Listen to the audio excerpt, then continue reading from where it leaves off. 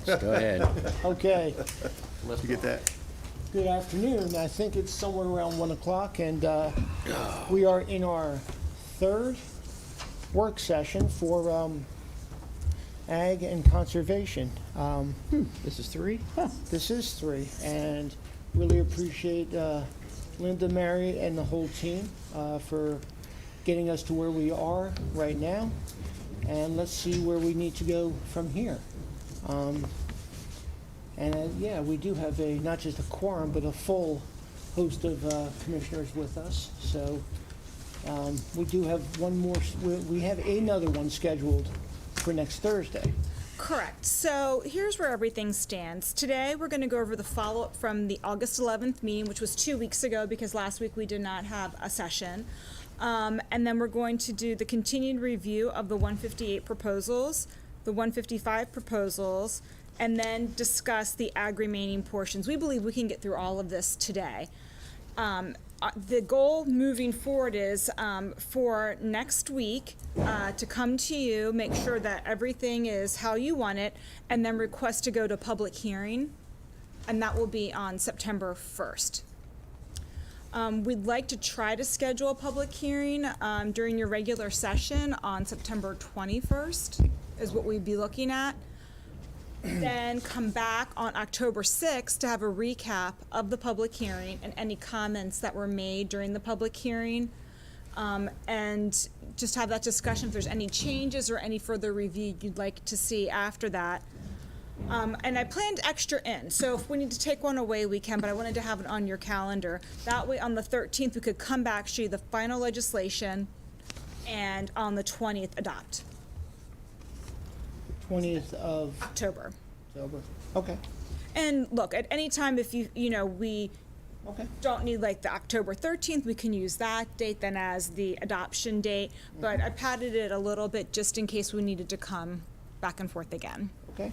So that would be moving forward from here, and our hope is to get through all of this today, and I think with that, we can do that. And I watched the video. I unfortunately was not able to be here at that earlier August meeting, but I watched Mary did an excellent job, and Price and staff, so yeah, I think we're cruising. I expect nothing less. And I just ask that we continue to keep the schedule highlighted on the webpage and to the community so they are aware. And if we do it in multiple ways, whether it's through your page, through just a quick press release, this is the status we're at, so the community is aware of one, the importance of what we're doing, and then also the timeline for late September, October. I mean, for their engagement, so, okay. Yeah, that's what we've planned out so far. So as soon as I get those fixed, then we will definitely Okay. post all of that well in advance. Cool. Yep. So with all the admin being done, let's get right into it. All right, absolutely. So I'm going to go ahead and turn it over to Mary, and I think you wanted to start with the follow-up from the August 11th meeting, which is a worksheet that's in front of you with some information from your questions at that meeting. Sure, thank you. And I think we've captured all the questions that you had, but interrupt at any time. First question that came up was right in front of you on the definition of agritourism. And there was a question about how it would be determined if the agricultural production or processing that it is connected to is actually a principal use. And Jay and his staff have provided the following information, that the minimum lot size for the agricultural purposes has to be 3 acres. If the property has the agricultural use as a primary activity, or the main use of the property is a farm, then the agritourism would be permitted, and there's definitions for both of those things, principal use and agricultural purposes, in the zoning code to guide that. So, I hope that, oh, Now you did it. Is the 3 acres is not arbitrary? yeah, it is. Yes. That's the minimum required to be considered agricultural uses. Where you do agricultural uses only. In whose code? State code or our code? Zoning code, our code. And like everything, it's subject to a certain degree of interpretation by the zoning administrator. We tried to make it as tight as we can, but there's always a little bit of So interpretation. somebody coming with a 2.8 is one thing as opposed to a 1.4. Correct. Okay. Okay. It's like twice as much. Okay, if there's no questions on that, Linda, do you mind going down to the bottom of page 1? Do you have So there was a question about building height, and the purpose of this change was to make the zoning code consistent with the building code. There was a question about the use of the word average height, which I agree is a little confusing. You can see the illustration in front of you. It really means the midpoint, and it's being called average. But we do want to make it consistent with the building code, so we do still want to use the word average. We are working on, and we'll bring it to you in the next month or so, where we've illustrated all the definitions, and this will be in a guide for the citizens and anyone else who's interested. Okay, the next question was on page 3. It was regarding Garden Supply Center, and there was a question about the ambiguity of small or light garden supplies. That's an existing language in the code. We're proposing the following new definition to be more clear: an establishment for the sale of garden supplies and equipment, including but not limited to plant food, nutrients, pots, garden decorations, seeds, mulch, fertilizer, soil, insecticide, and hand tools. And I think that is clearer, and it also, since it includes the including but not limited to, I think it covers it. And our county attorney's office did look at that and was comfortable with it. And not limited to is, I know you can't be all-inclusive, but. Can't be. But when you put not limited to, that, I don't know, kind of opens the door, in my opinion. But I like it better than light or small. Yeah. It's better than that. And I can ask Jay if you would like to elaborate, but when we use that language, I think what he does is he takes the list of uses and uses his judgment on whether or not it's similar to those uses. Clearly, a tractor isn't limited, or isn't similar to those uses. Decision like that on whether something would fit in with that. What would a average, everyday, small garden supply center be selling? It's not, using Walmart to compare it, or Lowe's to compare it to. It would be like an Ace Hardware or something along, what are they selling? Okay. And is that kind of the norm? Okay. So if there's no proposed further clarifications of that one, on page 20, this was something I believe we agreed to, but I just wanted you to see it in writing. The purpose of the conservation district is more clear and provides more clarity. It says industrial development should not be located in these areas, and we have no industrial uses that are permitted in them, so that's, I think, pretty clear. Instead of just commercial and industrial development should not generally be located. Okay, on page 28, there was question regarding the difference between communication tower and communication tower complex, and it was explained that they're defined. Communication tower is one, communication tower complex is more than one. But I got further clarity from the zoning administrator that a tower would just be a single freestanding tower. It could have various unlimited antennas attached. I think that was part of the concern, the antennas that were How attached many to were it. there, yeah. Mhm. So go ahead, Commissioner. Is, say, a 100-foot silo, it has several towers on it. Is that a communication complex? No, sir. Okay. All right, on 140, the tower on 140 by, I don't know where it is, you know what I mean? Yes, Is that a tower or is that a complex? that's a tower. It's got four, it's not It's got one. 4 sides, but it's got a whole bunch of antennas on it. Okay. And the tower is the structure that's holding everything up. Just like a monopole for a cell tower. Right. Or if you had a small square tower going up, that's the tower. Okay. And everything else is individual antennas or dishes. Gotcha, all right. Actually, just to clarify a little farther, a complex would be something like out at Comcast, out on 32, the satellite place down in Woodbine. I think it's SEC is the company's name. They have like 30 different antennas on their farm.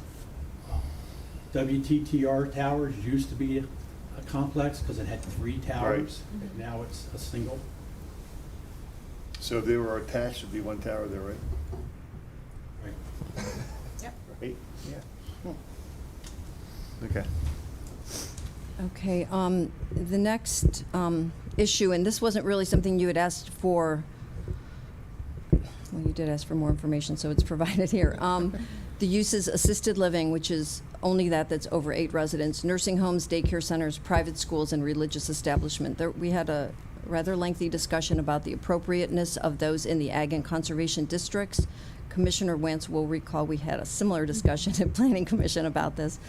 And they did agree to make no changes to what originally had been proposed. But I wanted to just give you, not just for the ag and conservation, for these uses, these are all the zoning districts and the different ways that they're allowed. So anytime you see the C is these things are conditional uses, X they're prohibited, and P they're permitted by right.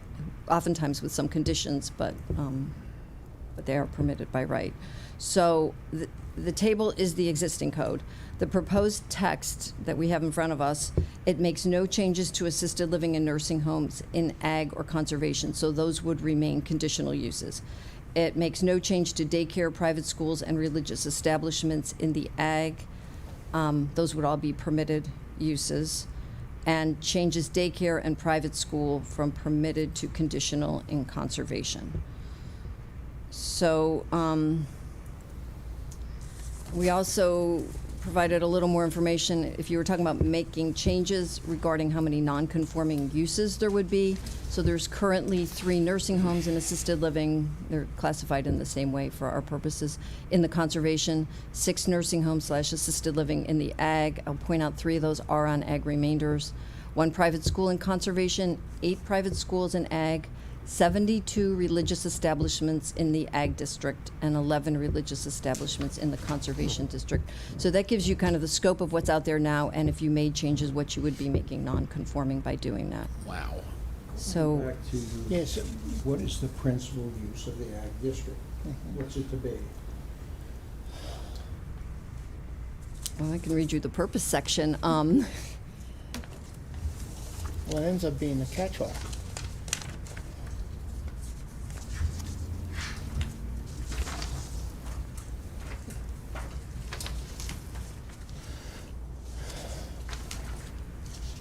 So the purpose of the agricultural district is to provide locations generally outside of the designated growth areas where agriculture is the primary land use. Residential development potential is generally limited to 1 single-family or 2-family dwelling for every 20 acres.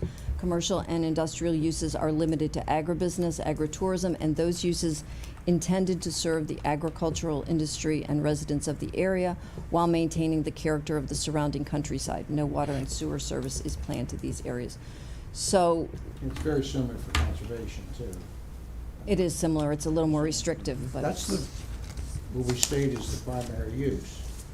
Why then do we have these other things in there? well, I mean, I can go back to our discussion with the Planning Commission. A lot of it's centered around, and I don't have the zoning map here, but most of the county is going to be ag and conservation, and these are services that are provided to the people who live outside of the growth areas. And if you don't have a daycare center, but in Your commercial districts, then you would right only inside have the them. towns and down in the Freedom area, in the growth area, then you're not necessarily providing the services that of daycare, of private schools, of church, of religious establishments that the citizens Need in those areas. need in those areas or may want in those areas.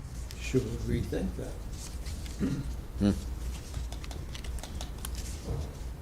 You're affecting a lot of folks.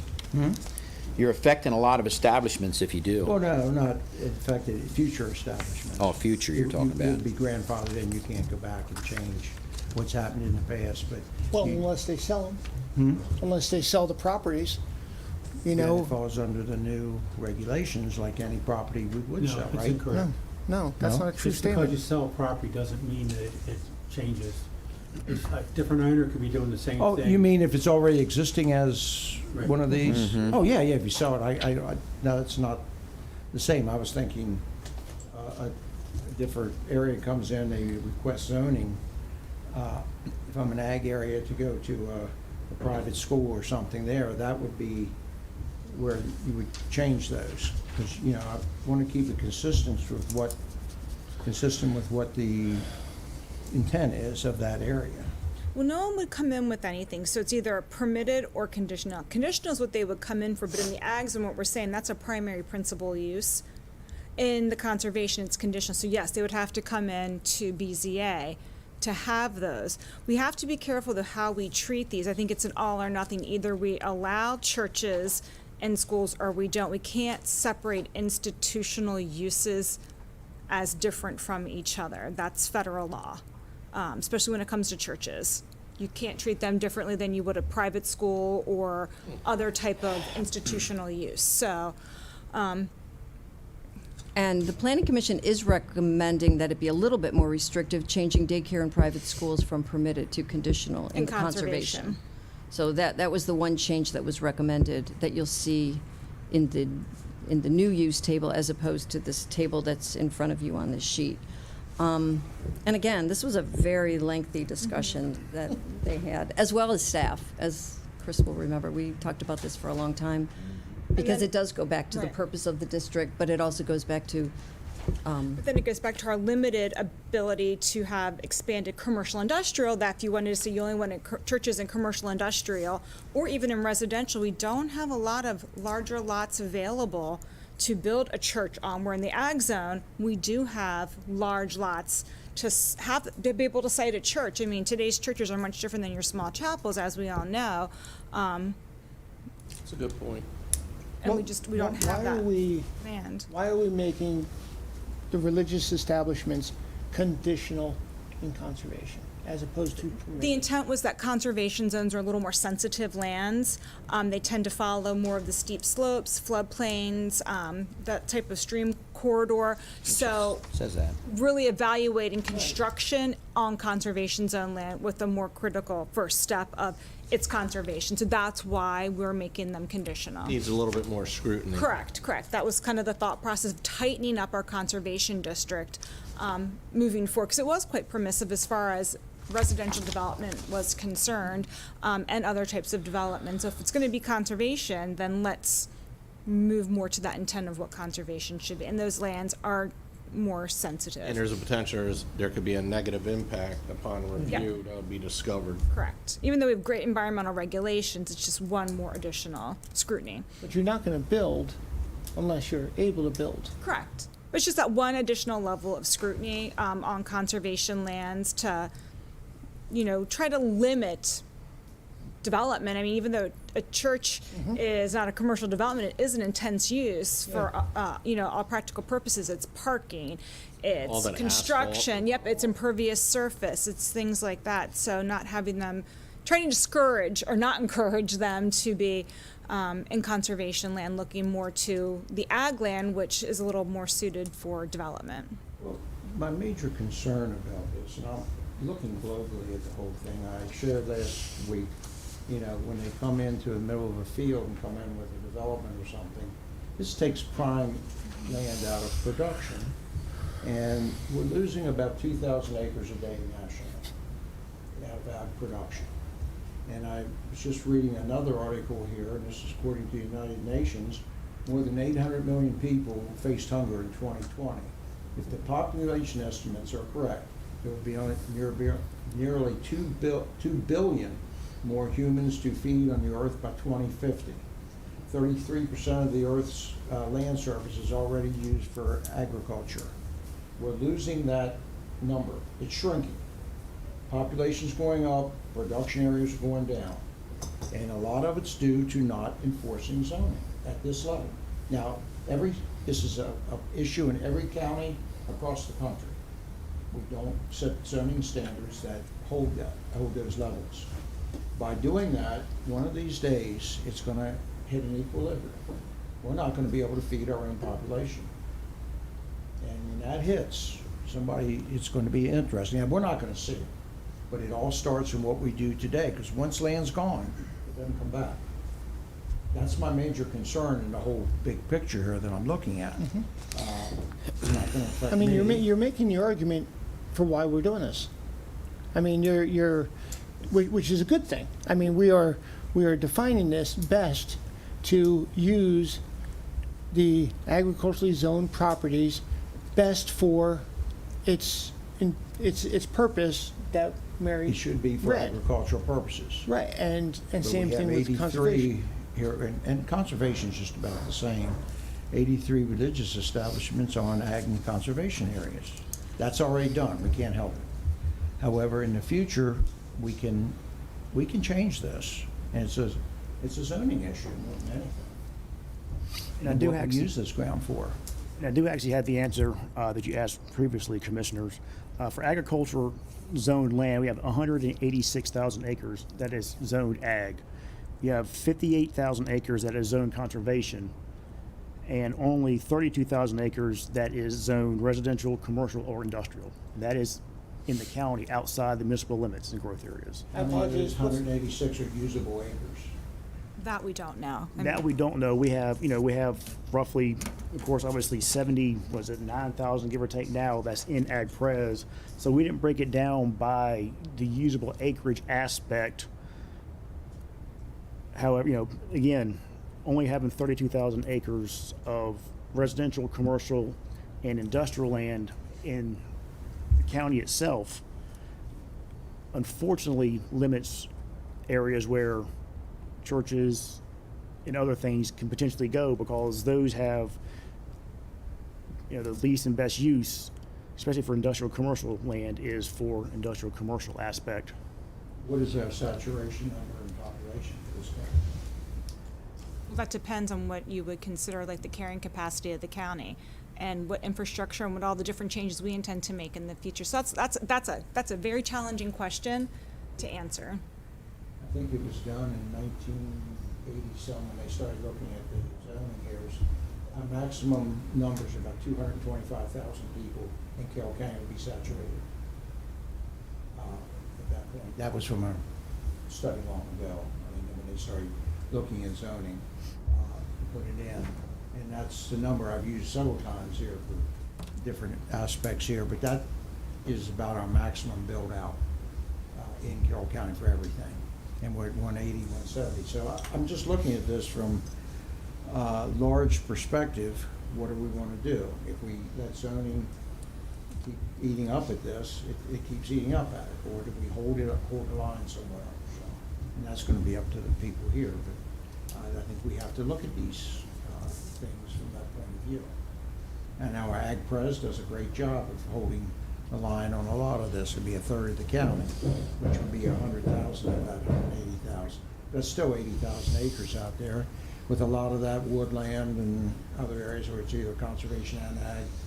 So you probably realistically have about 20,000 in that, maybe, if you're lucky, that's left in that.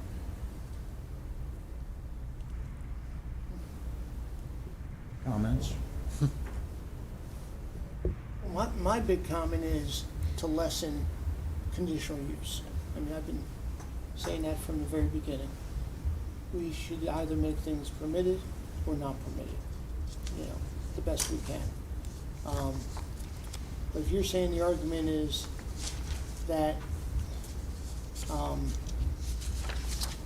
things can be built up, like you said, in the Freedom area, like just church, religious establishments, we don't have the same in other parts of the county. That's why it's conditional, to allow them to be built. To serve other communities, I get that, but the less we make things conditional, the more, I'll say cut and dry, people have expectations of what they're building and what their neighbors are gonna look like and everybody around them. That's kind of a So- loophole, but we could do that in growth areas. Well, Conditional use in growth there's areas. 9 growth areas in the county. Hmm? There's 9 growth areas in the county, right? And those growth areas in the future aren't really controlled by the county, because They're towns. ideally they're supposed to be annexed in by the town. Right. That's their ultimate corporate limits. Right. And I definitely hear what you're saying, Commissioner Weaver, and I would just offer this thought. We're getting ready to embark again on a new update to the master plan. What you are talking about, like kind of endeavoring, how do we change ag zone? Do we need more? If we keep ag and get rid of all of these other types of uses, then do we need to look at another type of zoning code for rural development?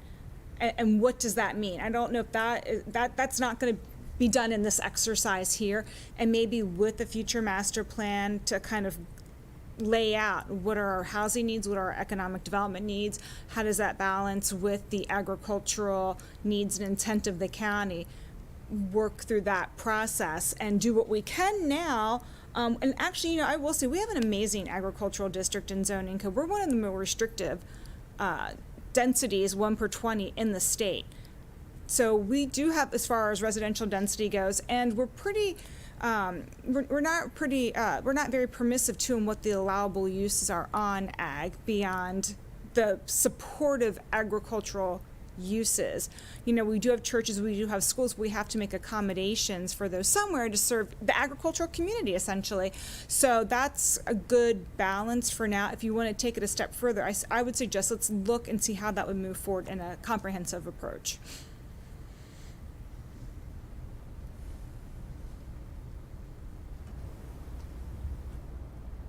Steve, you've been very quiet. I mean, I saw both sides of the debate when it was with planning, and I disagree with you. In what way? I would go the other way if it was me. I'd make it, if you were gonna do anything, in my mind, in the ag zone, I'd make it conditional and not permitted, For what? For everything? religious. It is conditional. It's In conservation. in conservation, not in not in ag. So You I would- see you what would you're make saying, it- but I'd make it conditional so that the steps had to be taken to get it there, instead of just saying, yep, you can do it. And that would assist with your thought pattern a little bit. Well, conditional use becomes then a BZA, they have to follow the ordinance that's put together on this. Yeah, but they have to take the steps to do it, instead of just, yep, you can do it. That's better than nothing, I agree with you. Yeah, it's sort of like that middle of the line type thing. I mean, I can see that in certain situations, and I don't think it. I think in a lot of situations it's better to complicate it. So then the suggestion would be perhaps in agriculture following the conservation model, making daycare, private school, and religious establishment all conditional. Yes. Instead of just. Because you can't just select out religious and Well, make I that know. conditional. No, I'm just I would saying do- the rest. I would do them all that way, and then that requires these established or these proposed establishments or venues to have to jump through some of the hoops. I see your logic in that, and it makes sense. But, you know, The challenge is, you know, it's the rights of the property owners and it's the rights of the community that surround the property owners. And that's what we're living with in a lot of other discussions. Yeah. Is the community, when they know that something is zoned X, then here are the list of opportunities that, so they should have no expectations of something being built. And the clearer that is, the more likelihood that person's gonna, you know, live a more, you know, buy a piece of property. As opposed to, I don't know what's gonna be built there, you know, in 5 years or 10 years. And that got us into a lot of yeah, jams. you're kind of making my point. Thanks. Well, my because- point is because- that if it's permitted or not permitted, then I know this can be there or it cannot be there. But if it's conditional, It gives but if it's conditional, it gives those surrounding property owners the ability to be able to voice their opinion. If it's permitted, They don't have you a got no choice. voice as an adjoining property owner. well, It gives those surrounding property owners the ability to voice their opinion, but I don't think they can change it. I mean, the standard is. I've for seen it conditional- changed. The standard for conditional use is, if it's in this section right here and it's zoned this way, is this any worse than being in any other section in the county, state with the same zoning? That's a hard bar to go over to leap. Right. So basically, the only additional thing you put in there in the conditional is they have to go through an extra step. And there can be certain restrictions put on, like hours of use and that kind of stuff. That's it, but I think if it's listed as conditional, people have the expectation that, okay, we can stop this if it comes. It's extremely hard to make that happen. I think it's unrealistic that if you put, that people think that way, I really do. You didn't solve any of the issues I just mentioned earlier. Well, I know that, You just but- added a couple loopholes to get around it. And I don't agree that it's 100% of the time gonna be just whatever. I think voices have changed some folks' minds that have, I remember a project out in my district that, I think I remember that. it never came because the public came out and said, Yeah, but if I recall, it's the same project I'm thinking of, it's because the people didn't want to put their project forward because of the opposition to it from the public, not because. Oh, well. Wait, not because Well, of if they the- wouldn't have done that, they would have. They could have done that unpermitted as well. Right. So it wasn't because the BZA said no, it was because Well- the people who were gonna put it in there, they heard the voices of the community, and said, no, we're not putting it in. Yeah. Had nothing to do with the conditional permitting. I think it had a little bit to do with I it. mean, the less loopholes we have, the better off we are. 2% is 2%.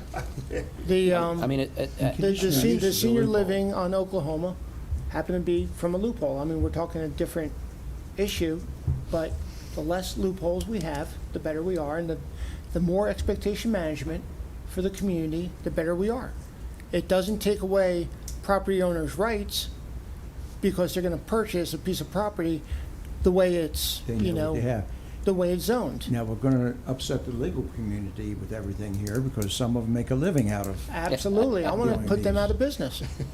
I mean, and I say that from day one. I would love to put all these lawyers out of business so the property owners know what they're buying and can do in accordance with what is permitted and zoned. And the community knows what their neighbors and community is going to have around it. You know, we seem to every other day get another argument from somebody saying, well, I didn't know this was allowed here, and I'm bordered against conservative or conservation and XYZ. listen, that isn't gonna change because you got a P or a C here. Unless you put people in front of all of these things and it doesn't affect them, you'll never hear from them. When it does affect them, Of you course. will. That's right. So Oh, I know that point is moot. Well, that's Well, human I nature. disagree with I that. get- That's just the way I it know what you're goes. saying. That's human but- nature. That, Putting in code and say this is allowed or not allowed, yeah, well, as If you opposed put- to putting in code and say, well, maybe it's allowed or maybe it's not allowed. You know, if you put an X there, you know, when you buy that property, hey, I can't do anything other than what it's designated for. You have that expectation before you start. right. It takes away a lot of the other issues. Now, they're gonna still try. They're gonna go to Jay and ask for all kind of Yeah, variances. I know. And everything, and he has some leadway for some of them. But it's not gonna be for a dinosaur park or whatever in that area, so. And we there know- it is. Oh, sorry.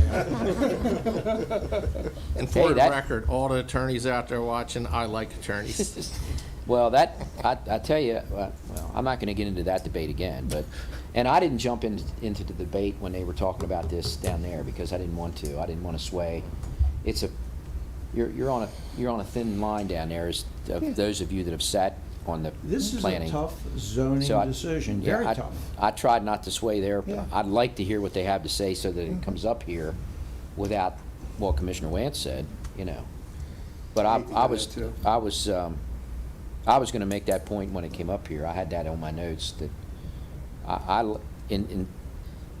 listen, I've got a religious establishment right now in my district that I, honest to God, wish was not even remotely possible.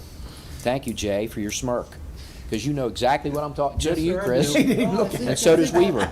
So if Yes, I do. We all got the emails. if there wasn't a P here and there was a C, there'd be hoops that have to be jumped through. Who cares? If you're gonna, I think it's a good thing to have those extra hoops because that engages more people What about instead of an- just, there it is, it's permitted, What now about let's an X roll. in that spot? Well, I wouldn't be, I mean, I hate to do that because of property rights. I'm a big property rights Well, guy. But they don't have, it's not about. When you buy it, you know that. Right, it's not that, When you, you're not taking away property rights. well, you are if you put an X there. No, you're not, because unless You know what you're they're buying. purchasing a piece of property with an expectation that you can do it, you're not taking away their property rights. Okay, well, That's, know? I guess And that's I would true. Suggest maybe not making those prohibited in those two districts, because when you end up doing now is forcing those types of establishments to be put into higher and better use categories from a financial position. Yeah. There is no religious establishment that's gonna buy commercial land for religious, they can't afford it, they can't afford the dollar value. They're much more expensive properties. And then we're having those lands now go to a religious establishment that you would want to have an income generating, and property tax generating. Right now, ag is your lowest property tax dollar value.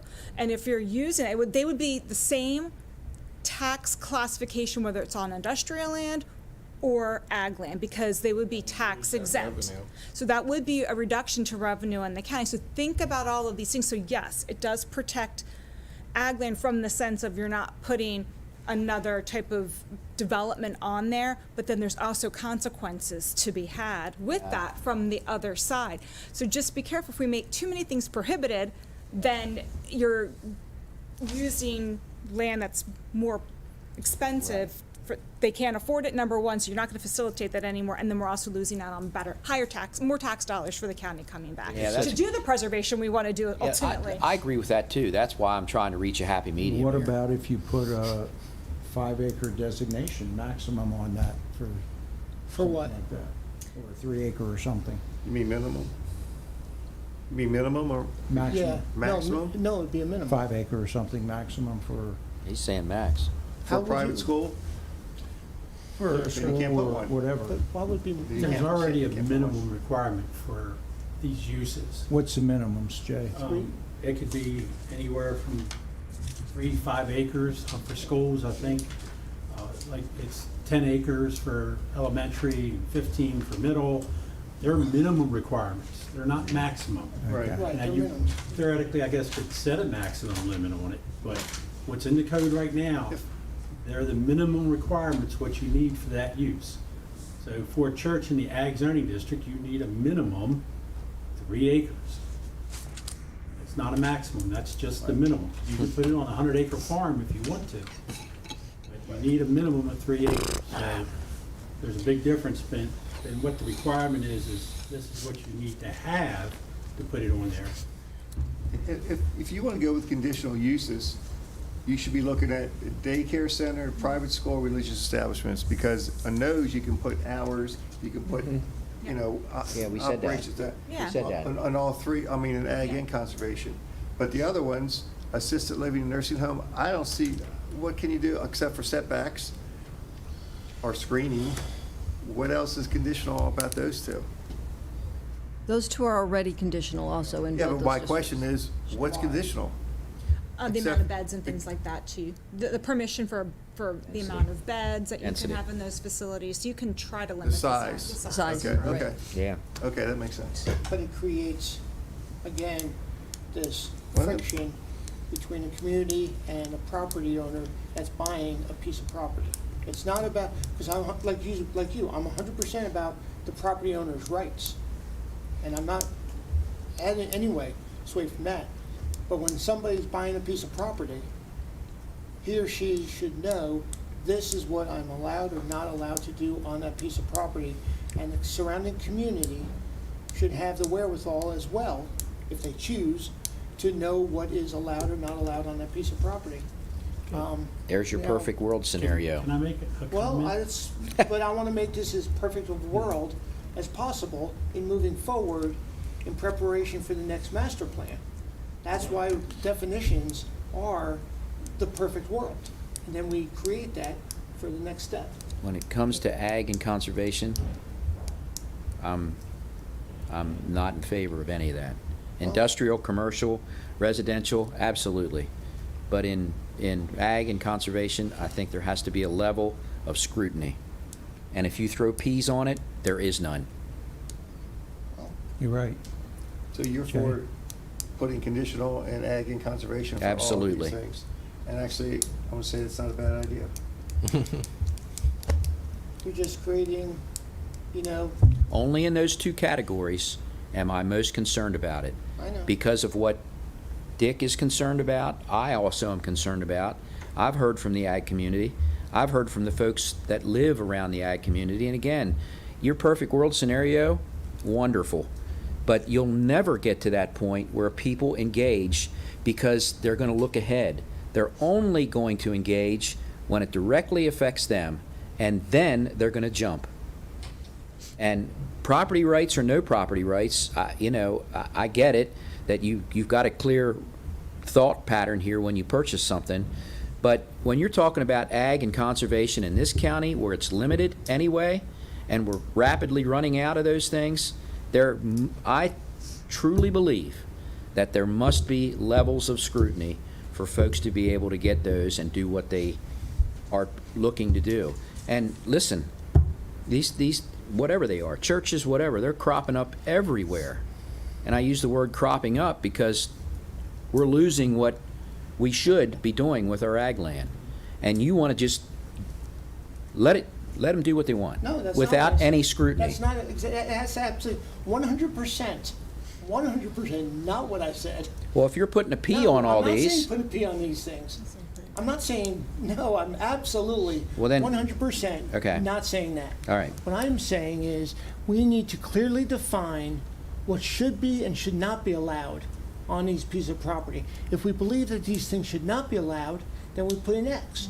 If we believe that these things should be allowed in accordance with what the property, the zoning for these, religious facilities, other things, our minimum requirements are, then we put a P. What the challenge is, when somebody buys a piece of property, he or she should know what they can or cannot do, as opposed to buying a piece of property and then defining, well, maybe I'll do this or maybe I'll do that, and keep developing it. And then the community surrounding it will be like, I don't know what I'm now living with my neighbors. They can do this or they could do that. I mean, Jay? Yeah, you have a please, I comment? want to hear from Jay. You can't see him. Just a general comment about the uses and people. When someone's actually, and this is my experience with working through my offices, when someone's actually buying a specific property, they're calling us and asking us what they can and can't do, whether it's principal, conditional, prohibited, or whatever. The big problem I've seen is that when people don't look at that, if they're buying a house, they generally don't look at the property around them, they're just looking at the house. And they see it as residential. right. They're not looking at the properties next to them to Right. see what can be done on that. And that's where the big problem is, because people themselves are not informed of what can and can't be done. But if I'm buying that piece of property, Right. then, yeah, I'm calling and I'm checking Yeah, to see what yeah. I can, if what I want to do can be done. But like I say, if they're just, No, I understand. They do the same with an That's- automobile, all Right. kind of things here. I mean, they want something so bad, they don't look past that, and that's all they think about. That's not quite our responsibility here. I mean, people have to take personal responsibility for what they're doing. And I'm trying to look long range down the road here, of what are we doing, what's our county gonna look like? What do we want it to look like 100 years from now? What we do today, you think it doesn't have much impact, but it does for the next few years. And the next time we go master plan, there's another 10 years, all of a sudden, these changes come in where we've lost what we like in this county. And You know- it's a hard line. I agree, I know. and I just feel that ordinances, if this is a regulation, then may or may not can apply. But ordinances, it should be a should or should not, and it's gonna dovetail right into the master plan. If we go into a master plan with, we may or may not be able to do this, it's gonna be very difficult to create a very clear master plan that's gonna go out 10 years, because the environmental change. And again, I'm not, saying that we should or should not do something. I think what I want to try to do is clearly identify what is and is not allowed. So, And I can appreciate you wanting the predictability. I'm an engineer, so I like black and white type answers, right? But I think part of it may be an education for people that ask the question as to what is allowable on this property. Right. That a P is, yeah, A C means, yes, you can do it, but there are going to be conditions applied, and you're going to have to go through the BZA process.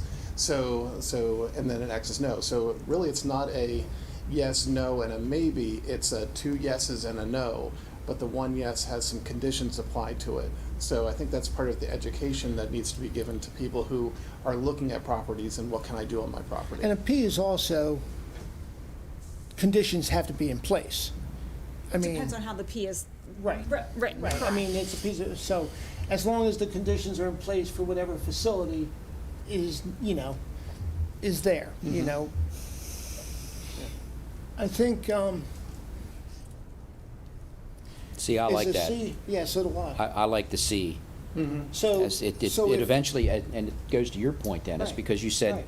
well, they're gonna probably get it anyway. Yeah. But at least they got hoops they have to jump through, Right, where right, it's not true. just a Well, carte blanche, there you go, you can have It's not it. necessarily even. I like the hoops. idea of putting a C in all 5 of these, of ag and conservation. So, I just think it makes sense.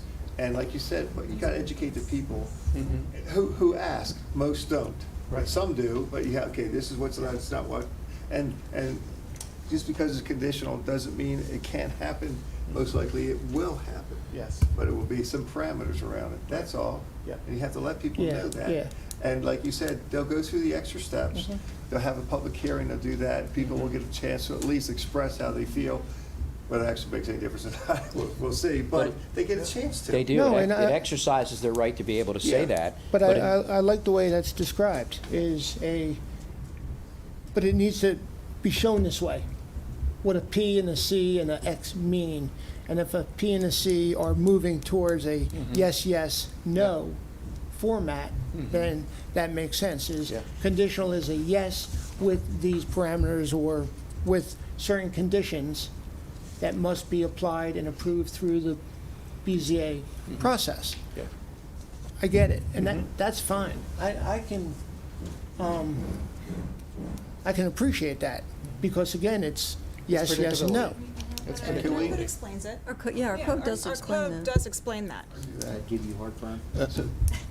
Director Hine, And we have if tried someone that. comes before us wanting So why didn't you say that conditional first? use of a private school on a conservation property, how much involvement does your department have in the review of that? And could you see something that could have a red flag come up and potentially stop it?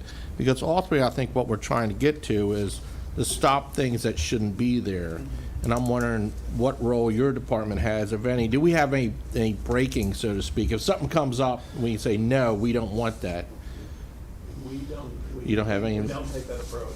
Okay. Yeah, I mean, Because I was wondering, what happens if, upon review, that there's something that we're concerned about? How does it get stopped?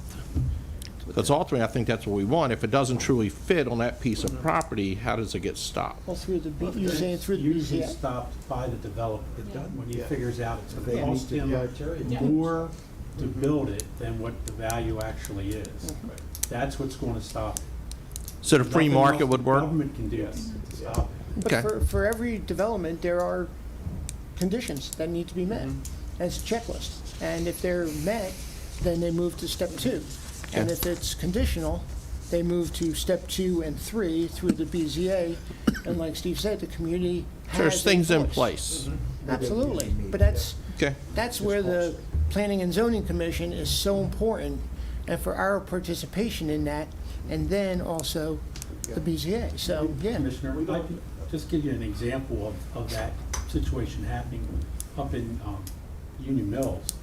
There was a developer who wanted to put a store in up there on a piece of property. And it's Put a what up? Store. A store, okay. Like a Dollar Tree or a Family Dollar. Dollar General. Yeah, and it's a commercial property. It's zoned C2, and they were principal use. They could go in and do it. Once they started getting into the property, they found out that, hey, guess what? There's a stream that runs right down through the middle of the property, and it would be prohibitively expensive to move that stream out of the way.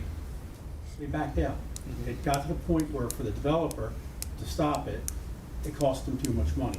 It took And me, that's usually what stops the project. It's not so much, right. Yeah. you know, conditions and It- and requirements. It took, It's- it, They can't meet them, or it costs too much. Yep. They're Okay. not gonna do it. it took me and about 12 guys a week to dig that stream the other way. I mean, the hotel. Now that'll go down on the press now. Hey, They'll say, what if they sold toy dinosaurs? Wayne's corrupt here. So, Wayne stops development. No, so, good, you know, if it is clearly defined in the code, And by state law, too. the two of you are very proud of. One, I wish you would have said that 25 minutes ago, but, Wasn't sure where you were going, I apologize. but to clearly articulate, you know, kind of like what Chris was sharing, that yes, yes, no. I just, and I'm not a engineer, I'm a special ed teacher by trade, but, you know, the clearly we can define things, the better off we are. And it's, I understand it's not living in a perfect world, but it's giving folks better expectations, and that's what this is all about. And Absolutely. really good with the process we have. So if we are going to, now going back to, Dennis, what you said about conditional, if we're going to do this, then why not make these all conditional Yeah. down the line? Well, they'd have to be, Yeah, I think. for we consistency. should. Right. So all 5 uses in Okay, both good. districts? Yes. That's correct. Yes, okay. Commissioner Wance was brilliant today. No, not Commissioner Wance wasn't What brilliant. you said about It was- ag prices. It's what I've heard from the Land people. was I think it's right. I'm agreeing with you. $10,000 an acre. In the last 2 years, it has doubled. Yeah. It's now $20,000 an acre for open ag property. And I expect it to go even higher, the pressure on it. So it's almost gonna be up to industrial levels one of these days too. Yeah, it is. Well, they're increasing too. So as that They are. increases, they're all increasing. So all land is becoming more valuable because land is a scarce Because there commodity. isn't anymore. Correct. What we're doing is, you gotta be careful what Well, we do with it and. Hopefully this helps in a little bit of a way, to your point, Dick. Yeah. It, you know, we're not Xing it, which is A couple ultimately X's what don't you hurt. should, what we could do. But see, I don't really want to do that either because, as I said, I'm all about property rights, so, and I don't necessarily think that a yes could be a yes. I mean, I think if you get enough pushback, and, you know, not only did the stream get in the way, but you saw The neighbors complained a lot. I mean, there was Yes. a storm coming, ladies and gentlemen. Yes, there was. So, and I think the storm would have been loud and clear, and the stream would have went over the banks and flooded the whole Yeah. place. So maybe getting back to the perfect world scenario, I'd X them. But when it comes to property rights, that's a little bit over the top. You gotta know what you're buying when you're buying. I know. And keep in mind, we'll pay for these type things eventually. We will, Dick, but on the backside of your argument is the fact that those that are currently doing farming there can't find anybody that wants to do farming there any longer, so then they're jammed. And that's, the issue. Well, I think in some cases it is. It depends where you are. Yeah. leads to solar fields too, which also eats up the farming land, but you made a very good point about that. Well, You saw the light on solar. What's that? You saw the light on solar.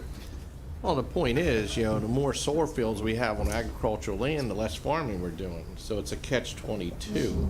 And then you have farmers that don't have a next generation wants to take over farming, and they want to have some sort of subsidy. And I face that in my district. A farmer wants to have solar fields, gets the zoning, puts them in, and all the neighbors are complaining. Well, they're not there helping that farmer try to survive.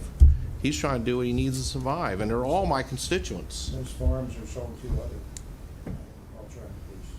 Say that again? Most of them are sold to other farms. In this area, they are so far. Most of them all wind up back into that area. Larger farm buys it out. I think Because they know they're limited Yeah. acres that are around them. we're lucky we have a certain entity of folks that are still buying those here. But if we didn't have that entity, and you know what I'm talking about, Yeah. I think we'd be seeing a lot more of these disappear for good. Talking about the horse and buggy buyers, or, yeah? Then they're good business people. So, anyway. All right, next.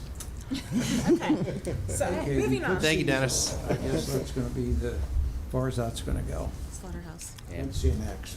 These two. On your page, you can put an X in. So on the, we're on the last page of just the follow-up from last time. Should slaughterhouses be allowed by conditional use in the ag district? And that is what was proposed by staff and by planning commission, and that is the current case. But I think there was the question of why, and I also did want to verify that it was not a mistake on my part that it did say conditional use. And it's remaining conditional primarily because of its relationship to ag uses. It is also subject to a 600-foot separation requirement from adjacent residential properties. The use is newly defined and differentiated from livestock incineration, which is accessory to a farm. So we cleaned up the use. We didn't change how it's regulated, but we made sure that it's clear what it is and what it is not when it's being done.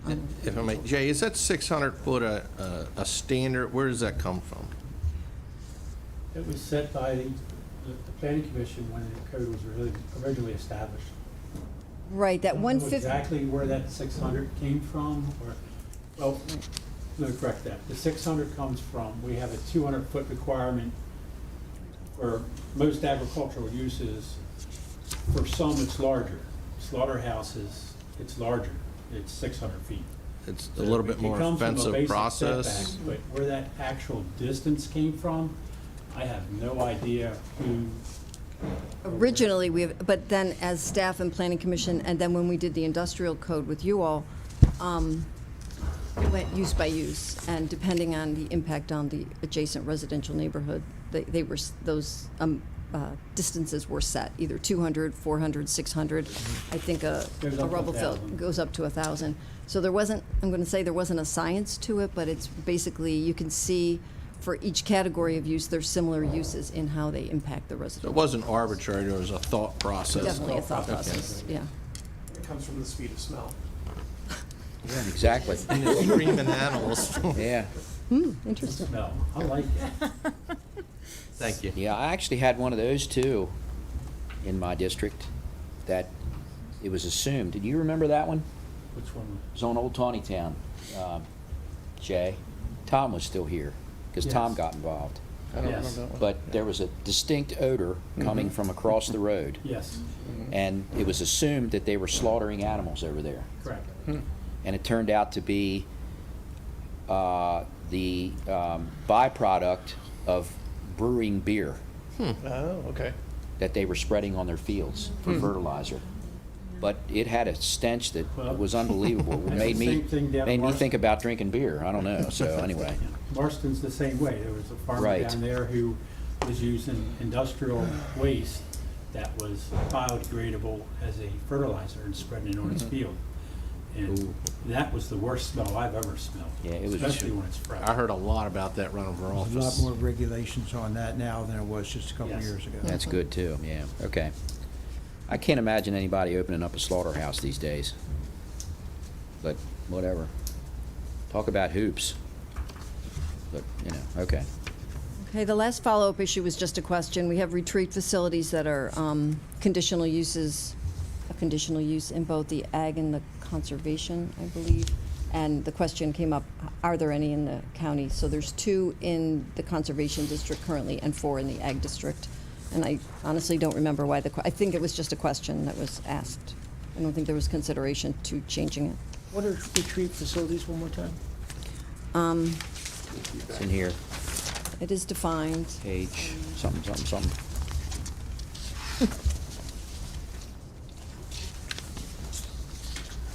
I give you a It's on page definition. 44. Say again? It's a site used for professional, educational, or religious conclaves, Okay. meetings, and conferences. Yep, okay, got it. And what Linda has pulled up is, we're gonna get to that, there's Oh, my bad. specific regulations for it. And that'll be the next, that's really the next set of things that we're gonna review. So, that finishes up, bringing back to you any, answers to questions you had. We went through all the accessory uses. What you'll see on pages, on 34, I'm sorry, is the bulk requirements, which, as you'll remember, is area, yards, lot width.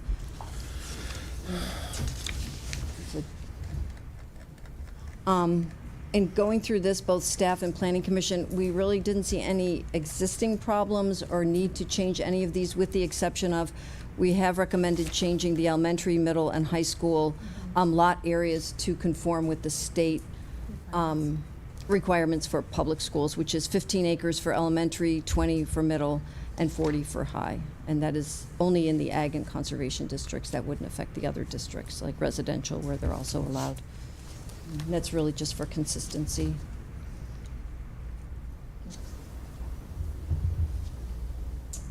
If no one has any questions about that, the next few pages are really just clean up to other sections of the code to make it consistent with some of what we've done in this part of the code. So I'm going to jump right to the specific uses section, which is on page 42.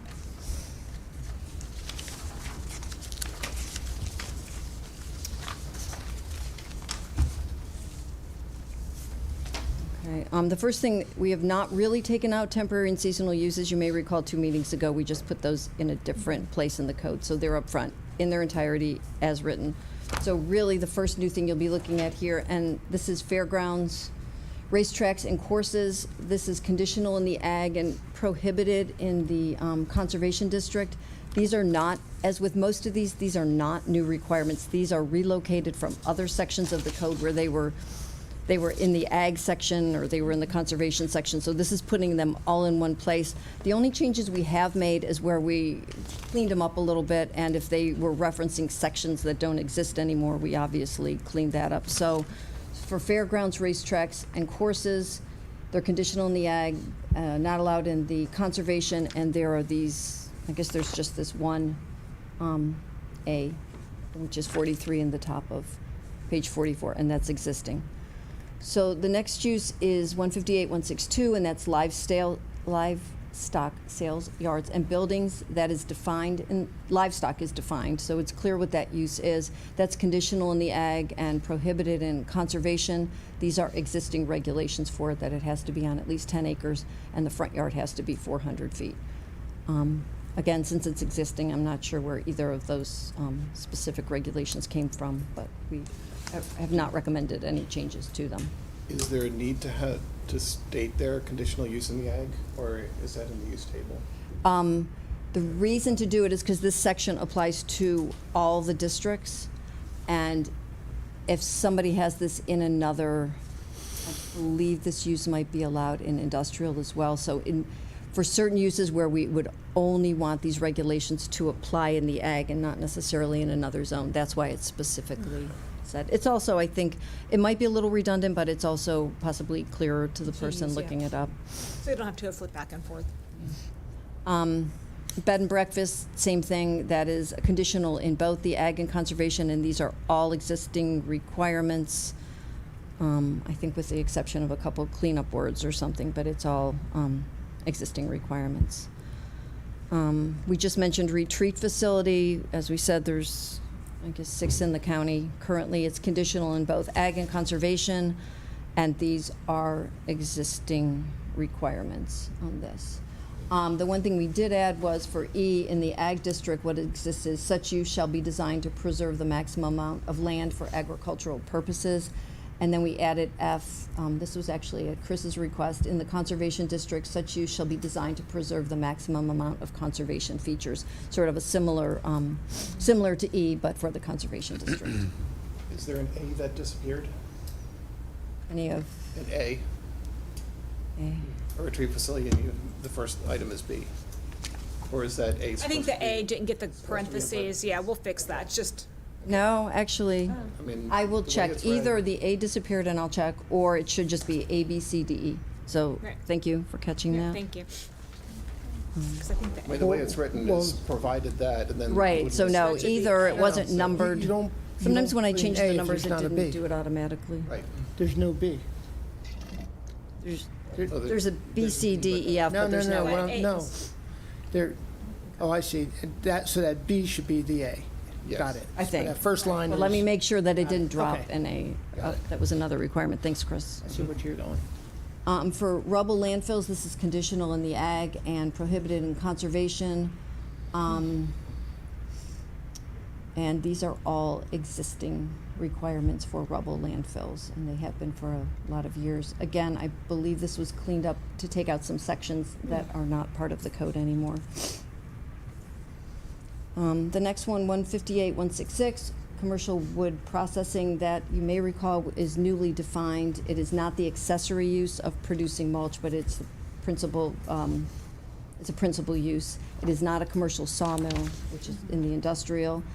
And all these regulations that you see used to exist when it was called production of mulch. Since it's been redefined, it's been located here. These are all, I believe, yep, these are all existing requirements.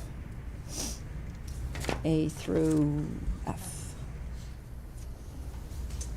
158, 167, agricultural research laboratory in the agricultural district. That's, again, specifying there because that would also be allowed in the industrial district, and we wanted to make clear these regulations are only for the agricultural district. These are existing regulations. Farm alcohol producer, I think we talked a little bit about this. This was done about 4 years ago. A lot of thought given to it, a lot of, pretty much to every word of it. It was very well crafted. So there were no changes made to this. It's just a relocation from the ag section, which takes us all the way to page, unless you have any questions, unless you want to revisit any of these. I'm moving quickly, and if you want to revisit any of these, I'd be happy to stop. The only question I have is G.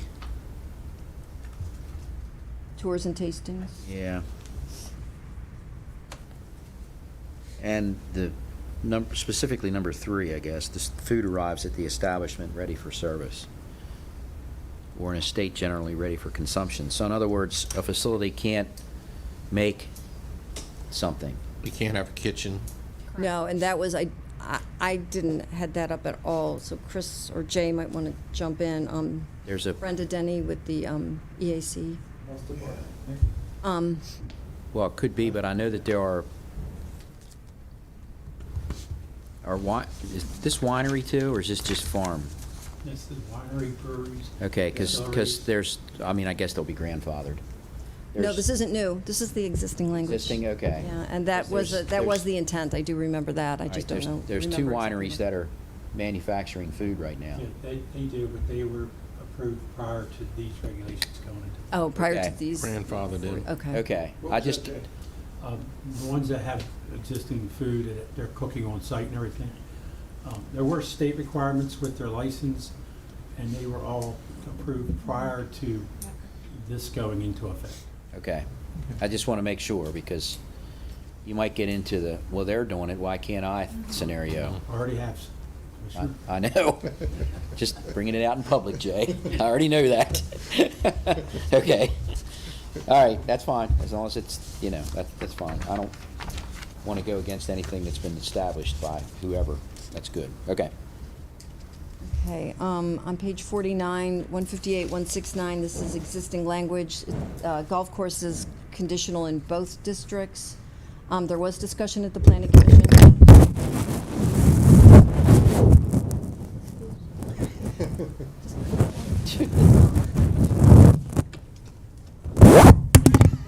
I'm not even moving. Something will blow up. The mic went down, that's why. It's in the middle of the table. It's in the middle.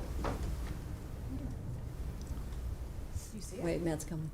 Hey, Matt, crawl over here. We have technical difficulties. It's like almost, it's like The right in front of microphone your leg. fell out. Mary hit it, You might want to move. and she keeps hitting it with her feet now. Oh, It disappeared.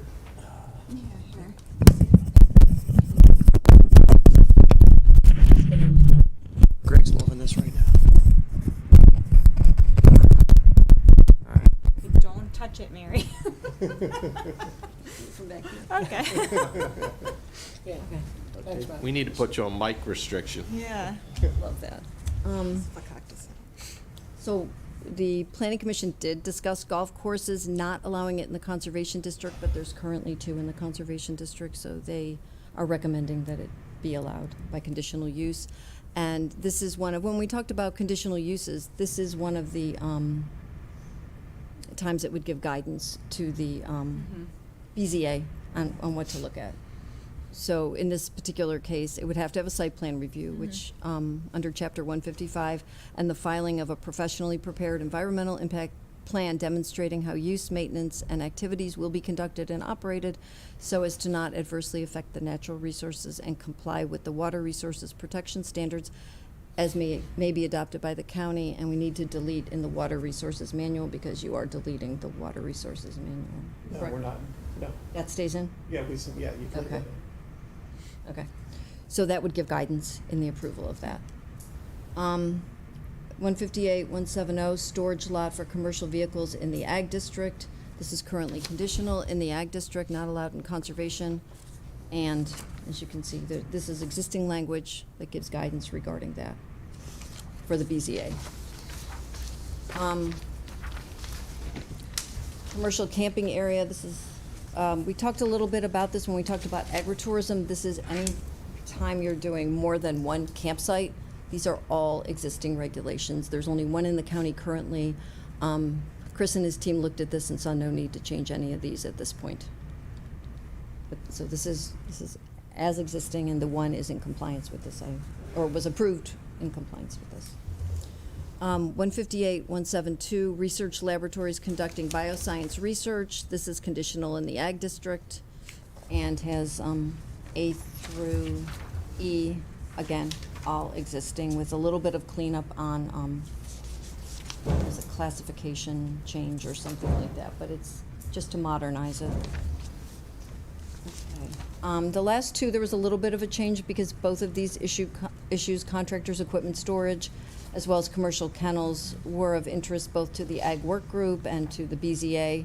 So what you see here is the two new conditions for contractors' equipment storage, again, only in the Ag district, because you wouldn't want it to apply to the commercial districts as well. So the existing one is that it shall be, the area within which the use is located shall be no more than 1 acre in size. But what is new is the minimum area of the property on which the use is located shall be 5 acres minimum. So B is new. B is new, correct.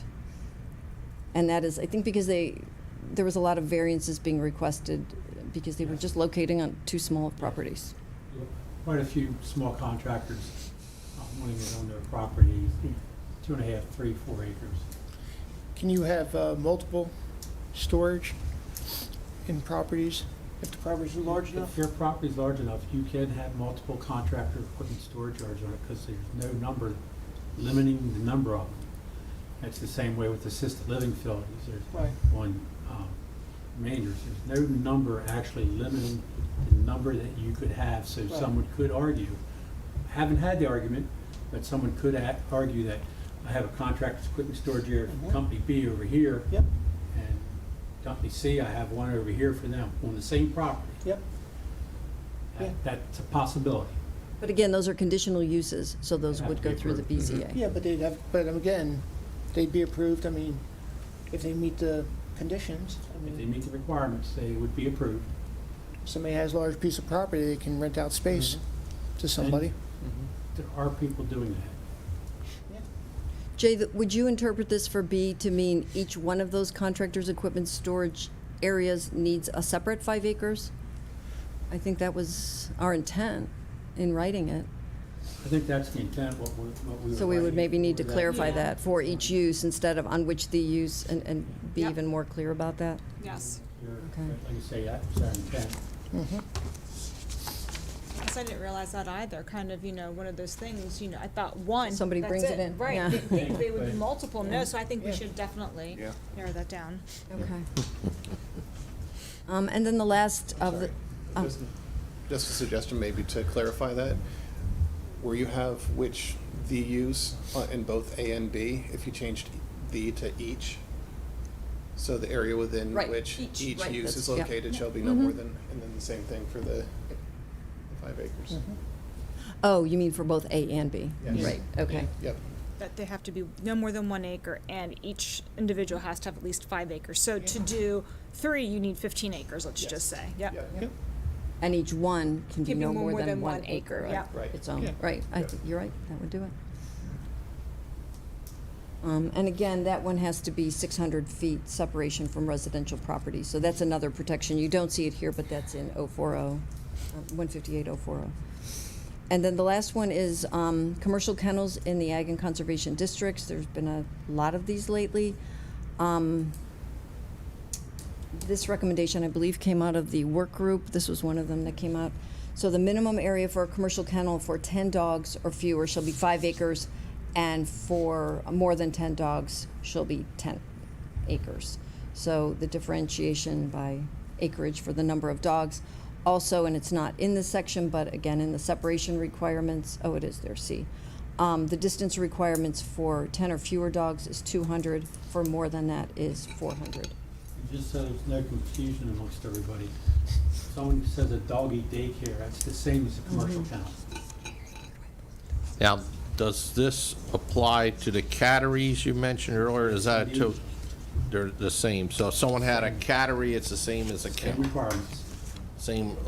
The same amount of cats is equal to dogs? Okay. Doggy daycare is the same. It's a commercial kennel. By our definition, it includes keeping the dogs on a daily or overnight basis. So that's why I throw it like a doggy daycare into that category, because you're being paid to keep somebody else's dog. Right. There seems to be a higher demand for this too, of a lot of people traveling with work. Quite a demand for it. There's a market for it.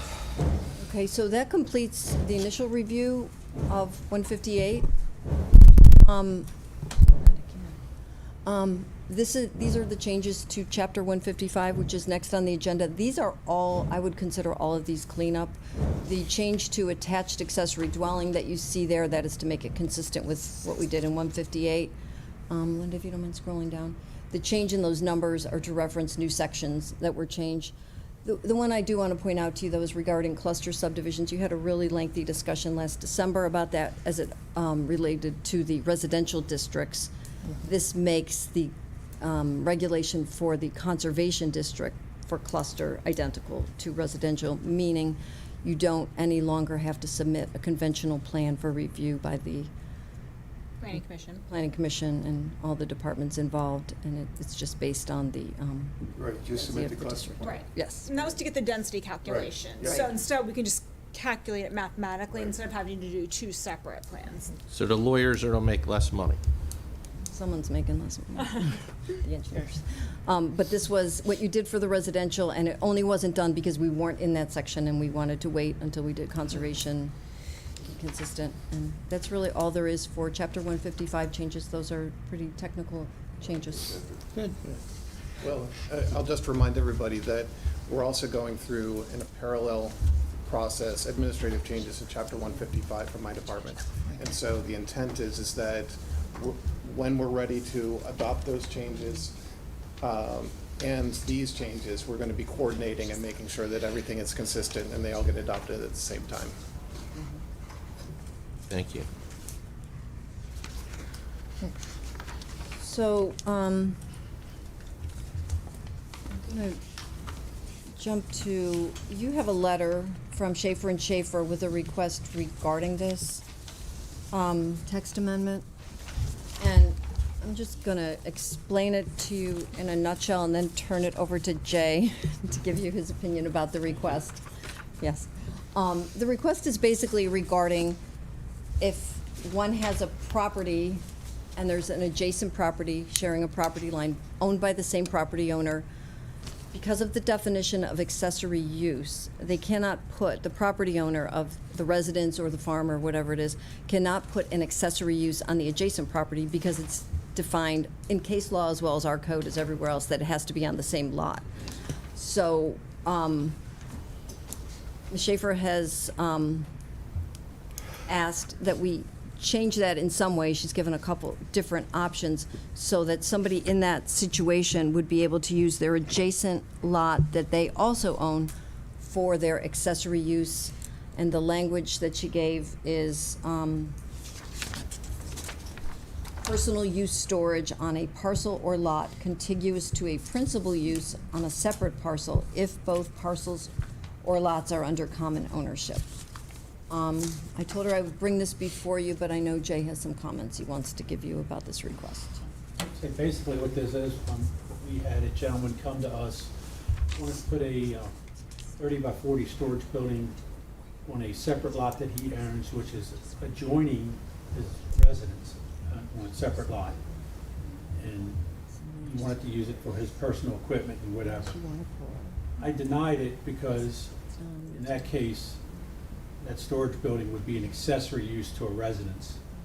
And you need to have that principal use before you can have an accessory use. So without having a residence on that second lot, he couldn't have a building on there. If something like this was passed, some of the problems would be, in the future, we have no way of knowing if that property's ever sold. So therefore, it comes under two different ownerships, so it doesn't meet the requirements anymore. And we wouldn't know if somebody would be storing commercial equipment in there or something like that. It becomes a problem of identification, what it's being used for. And like I say, it doesn't meet our definition for accessory, because there's no principal use on the property. There are ways to solve the issue. You can combine the two lots to create one lot, and then the storage building becomes accessory to the residence. You could do that. It might cost you some money, but you could do it. One of the consequences of that is that you lose the ability to sell that second lot. And the second lot disappears. So basically, if something like this was passed, you're giving somebody the opportunity to have it both ways. And it would be a real problem proving something like that, especially if you made it a principal use or something, then it would apply to every empty lot in the county, almost. When it was mentioned case law, is that judicial case law or administrative case law? I'm not sure about that. I Because do if know. it's judicial case law, there's nothing we can do, and I'd find it a big leap for him to ask us to overcome that at their level. There's no way we can do anything to overcome judicial case law.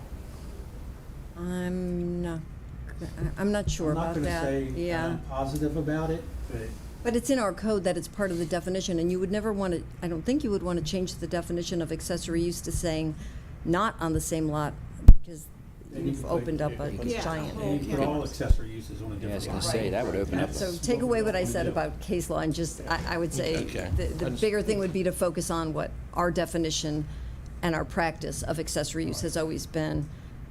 Jay, could they potentially move that property line? Yes. To increase the size of Yes, the they property could. where they want the and then they would not lose the second lot? Well, if the law was passed allowing it, yes. But if they No. I'm just saying that They in the example reconfigure. that you gave, reconfigure a lot, then yes. You're not reconfigure the losing lot, that. You're so not then you've losing got the that. space to put the accessory use on that same property, and you're not losing the second lot. So I think there are ways to accomplish what people want to do without the lot being changed. Yes. And Chris, those were our thoughts as well, so we are 100% supportive of making no changes. Because there's other ways to remedy this Yeah. issue. This is self-imposed. Good. Okay, the last thing on the agenda is, well, not the last, is a discussion of ag remaining portions. This came up last time, and we told you we'd bring you back some more information. And what we've provided is a map. There was a discussion about differentiating between remaining portions within and outside the growth areas.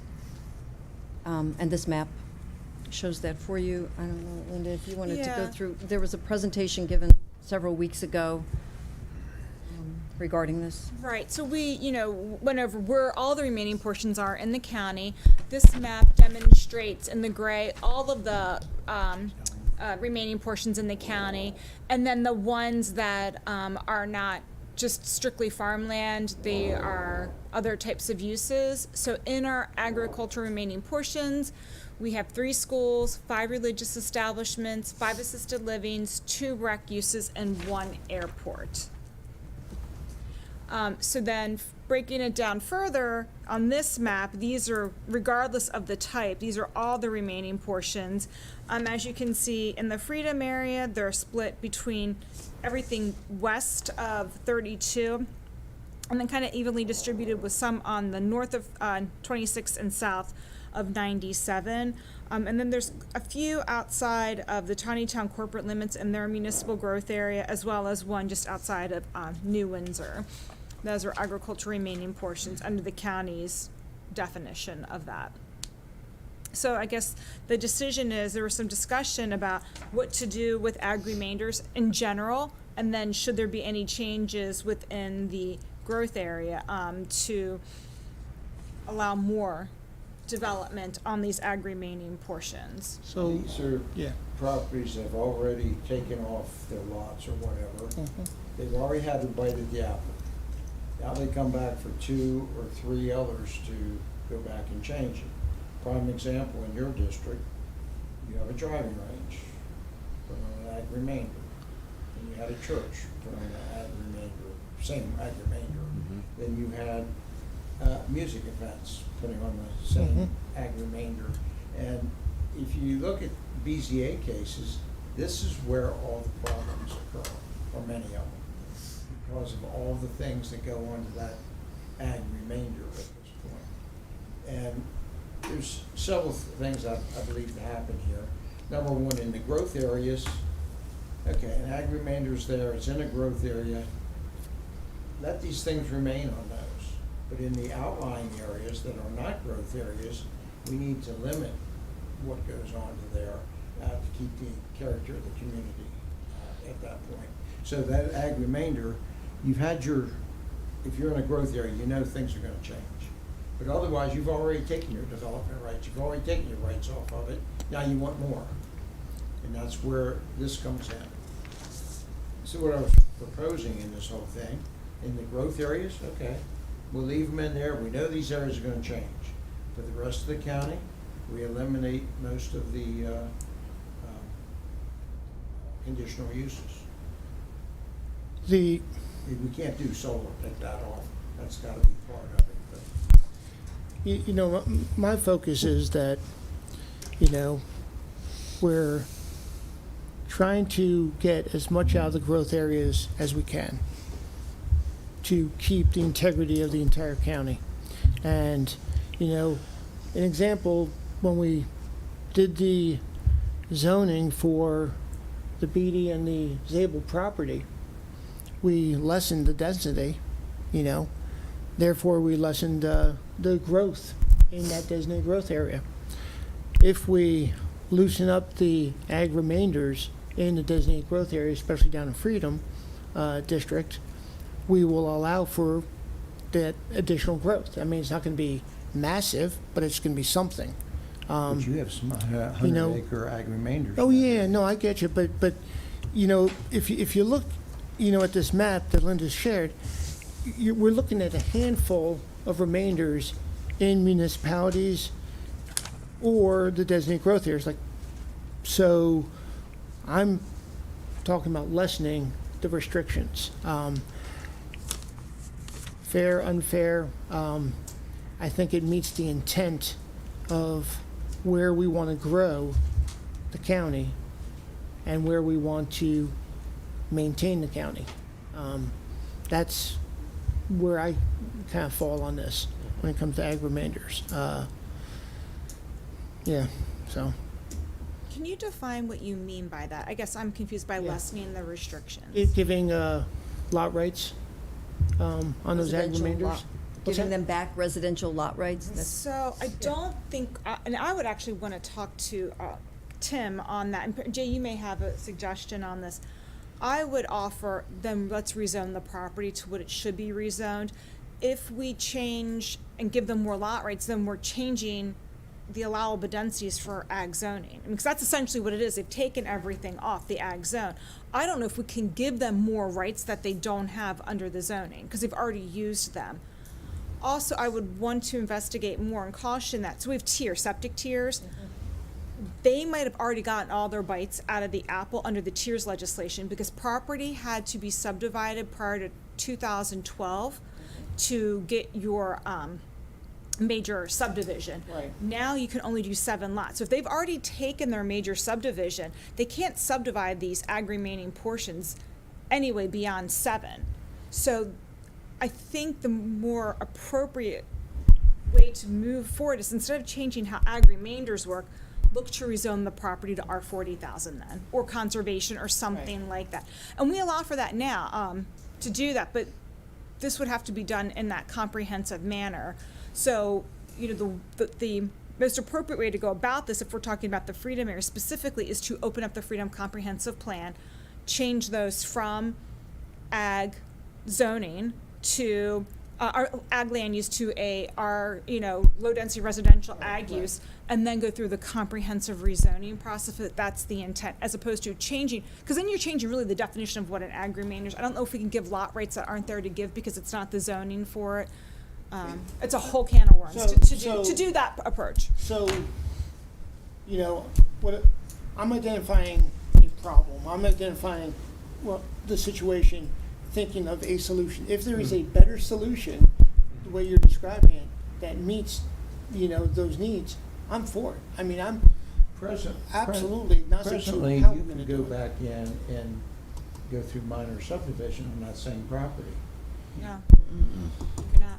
Not ag remainder. Not ag remainder. They've already taken all of their Taken subdivision all of the rights. lots. All the rights are. That's what it means. It is the remaining portion. So say you have one unit per 20 acres, right? And you have a 100-acre lot, right? You get 5 units, and under our rural subdivision, you get 5 1-acre lots.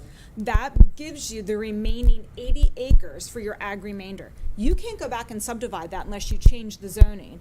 What you can do and what we currently allow are all those other uses that are these, the schools, the religious establishment, the assisted living, the rec uses. And you can do those almost in an unlimited fashion. So what we were bringing to you all as one of the proposals is, and look, we don't have an issue with it right now. I mean, I feel that the numbers aren't that high. There's 17 across the county that are being used for non-agricultural purposes as a remainder. But if the idea is to cut that off, to not have an issue in the future, is then perhaps either don't allow them to be utilized for anything else. You could even establish some type of purchase and retirement program like other jurisdictions do for ag remaining portions, to extinguish all development rights from them in a different type of manner. Or you could limit how many you have. So maybe 10 acres, you get 1. You have 20 acres remaining, you can have 2. And maybe up to 3 of the various types of uses that would be allowed to be broken off an ag remainder. I know of one in the county now, they were a remainder, and they just, I think, went through subdivision to put a couple more houses on it. They might have still had lot rates on that remaining portion. Maybe they didn't use all of them. And I don't want to talk the nuance, because I don't know, each property's unique. So there might have been other multi-deed parcels and things like that. But no, that's the whole definition of it. Once it's done for the residential portion. Unless you rezone. Now you can rezone to R40, let's just say, or even conservation, and get more units. However, with septic tiers legislation, if they've already extinguished their lot rights from the tiers perspective, I don't even know if that would be a remedy where there's not water and sewer. So I don't even know if we could do that anyway. And that's just very nuanced and something we'd have to, we haven't dug into. But they could also go septic and well. No, that's what I'm saying. No. Then they'd only be allowed 7. No, even they may not. They've already taken their 7. Oh, Is if- what I'm yes, saying. yes. If they've subdivided after 2012, especially, Right. they've already taken Oh. their 7. So I would suggest this is very much a comprehensive process that we would have to really figure out the lay of the land. And then my suggestion would be, if that's where we're headed, then maybe we really do need to look at adopting tiers legislation, where we have the tier 3, which does allow for major subdivisions beyond 7 to meet our whatever the base zoning is on well and septic, but we have to get that approved through the state, work with them to get that approval, and then it's a whole nother process. Okay, Could we look at those other jurisdictions, what to do, some of the other counties and their possibilities, what you were mentioning? For, Ag remainders as far as subdivision and things. You mentioned a few minutes ago what the other counties do on them. I mean, northern Baltimore County, I know, doesn't allow it any longer, and some of the others, just, what do they do? I don't know. It'd be nice to know. I mean, again, the issue for me is looking at the amount that's in the Freedom District and how to best use that property. And if we can get more out of it. And if getting more out of it means rezoning, then it's rezoning. I thought of ag remainder just allowances, but if that creates more of a problem, Then what do we do with the remaining remainders throughout the county? we keep them as remainders. We keep them, we want more ag, so we keep them. And do we, I think, Chris, you said JP had some program they could keep those. Yeah. So, one of the changes that we've been discussing with the Ag Preservation Board is to start looking at ag remainders for preservation. Typically, we have not even looked at them because, and again, they don't have any They residential. are the remainders. Right. However, we recognize that there is development potential there. And so by putting them into preservation, we're preventing that additional development. Also, zoning can change. So right now, it's an ag remainder and no residential development, but if the zoning changes, maybe they get some more residential development. And so there is benefit to putting them into the program. However, the valuation of them, which is based on what their development potential, is greatly reduced. And so what we're doing is we're allowing people to apply to the program. We're waiting until every quarter we look at what other farms have applied, and we take care of the ones that have residential potential first, bring those to the Ag Preservation Board first. But now we've got a couple that have come in that are ag remainders, and we're going to be taking those to the board to discuss whether we want to go ahead and process these, because there is development potential, just not residential development Yeah, potential. like You're what's saying there there. is development potential, but you Yes. said basically there's not. no. Residential, No, there's no residential. residential. There's other types, which is, so the example here, yeah. Stuff. that is the development potential Yes. still left. So what we would be talking about is like a purchase and retirement program, so that you're retiring the entire parcel from any future development and putting that in perpetuity It's a great idea. at a reduced rate because you've already taken the Right. residential value off. But there's still value in doing these. You still sell them. There's still, money to be had outside of farming. And there are other criteria that we're applying. So we're not taking small 5-acre remaining portions, right? Where there's, it has to be at least 50 acres or it needs to be contiguous to another preserved farm. And those, we're applying different criteria to make sure that it's appropriate to be in the Ag Preservation Program. But we are starting to consider those. Yeah, I think it's great. I think it's honestly, I won't say the only way, but the only way we're gonna get to the goal, Right. and there is value on these properties, I so. think that's Yeah. a good solution, especially if we restrict some of the other additional uses on those properties that are bringing that. Except in I don't wanna those talk about areas. conditional uses anymore. But, I do wanna follow up on, rezoning opportunities and come up with a path forward, on rezoning ag remainders within designated growth areas. I think it's a good idea. So, And can we restrict some of the other uses in the outlying areas then? Conditional uses, well, I think they already are. I mean, aren't they? No. No, that's what we're saying. So I think what, if I may clarify, what's being proposed by Commissioner Weaver is having what we currently have now remain in the growth areas and potentially look to rezone part of what you said, Commissioner Rothstein, for these and see what potential there is there. Okay, so that's one thing. Yeah. But then out in the areas outside the designated growth areas, look at limiting how many of these non-residential, non-agricultural uses are permitted on these ag remaining portions. So that goes to some options that we had laid out through consideration. Is recommend limiting the number of allowed uses on a single remaining portion. So you can limit the acreage, so one use for every 10 acres, because right now it's unlimited. It can go on until you've almost kind of eaten up the remaining portion with non-ag uses. Limit the number of different uses, so you could have 2 or 3 on a particular property, and maybe there's a size limitation, or limit the number of same uses. So an example of this would be one that we just saw at Planning Commission, the Hurd property, where there are 5 different buildings on an ag remaining portion that's assisted living. Maybe if there was a limitation, the max it could have gotten is 2, not the carrying capacity of the land, let's just say. So those are some options for consideration. The other option, and I hesitate to throw it out there, but if you pull up the use table, you could have a separate use table for Jay's gonna kill you. for ag remainders. Mary's shooting daggers at me for the rest. He's gonna hit you with a shoe.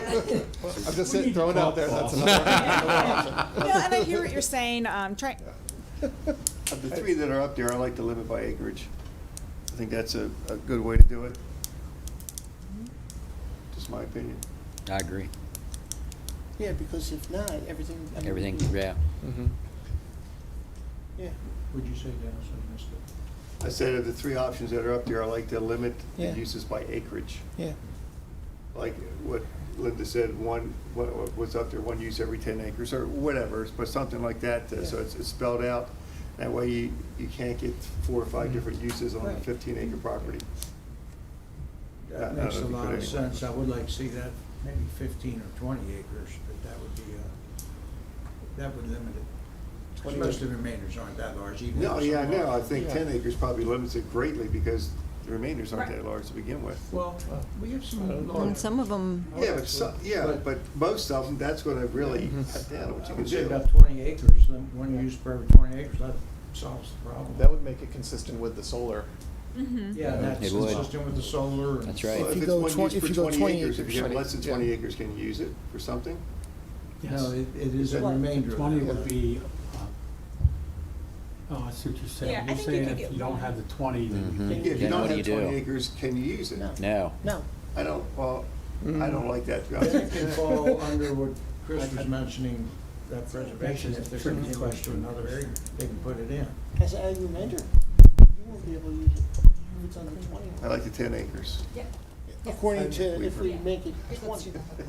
Look at 20. But I'm not No, sure you're about saying- saying no use though, Yeah, if it's you don't no have the use. If 20. it was under 20 acres, it's still, I think you know, you. if you're limiting the one use to a maximum of 20 acres, Mhm. if it's under 20 acres, then you could use that one use. Okay, the way you Yes. just said that, to a maximum of 20 acres. Yeah. Yes. It's different than, Yeah, I see You what need you're a saying, minimum. yeah. It's- Per You use. need a Right. minimum. Per or- use, yeah. right, right. Yeah. right, right. Yeah, let's say different Because that ways. way you have value for the smaller Exactly. ag remainders and Yes. that could go into the Yep. program. Because Yep. if you don't have any value for it, we're not giving you any money for it. Yeah. Because it's not worth anything to Farm- us either. Still farmhead or sustainable agriculture Yeah. entity. Is what it pays The smaller minimum acres, acreage Yeah. for solar is 20 acres? No, the maximum. Maximum. 5 acre. Yeah. 5 acres is. 5 acres, minimum 20. Yeah. Yeah, yeah, okay. That's just for community solar, not Right. Community for solar, larger right. scale. So what we can do for our next time is have clean copy of where everything was agreed upon for today, and then come back with a proposal regarding this based on the discussion for you all to chew on. And maybe I don't want to promise it early to send it up for you to review. I'd like to say yes, but we want to do a little more investigation then on what, Some yeah, more. correct. In total, ag remainders in the county, how many acres? It's on here. Like 3 up. Count the dots. So there's 1,017 remaining portions in the county on 23,956 acres. And of that, only 1.57% of them are these non-residential, non-ag uses, the schools, the churches, the golf courses, whatever you want to have. Yeah. But there's potential for things. to There could be there. potential for more, I mean, I'm just, absolutely. because what I'm saying is, of that 24,000 acres, how many of that is eligible to be looked at for preservation, That I don't know off the top of my head. you know? But let's just say it's, you know, 12,000 acres, you know, because of the size of the properties. That's a big chunk that we haven't been looking at. Right. So if that's something you're doing now, Yes. that's, I think, very valuable, you know, to get to our goals.